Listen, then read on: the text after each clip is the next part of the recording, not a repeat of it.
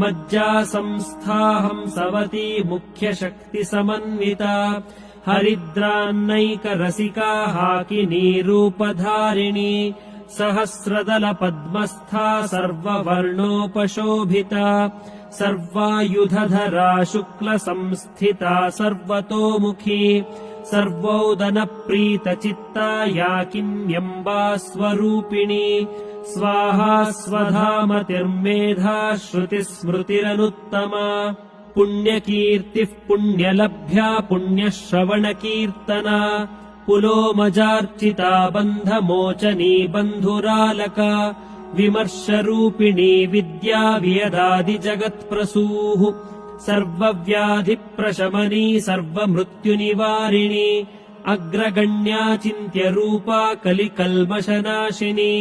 Katyayani कालहन्त्री Kamala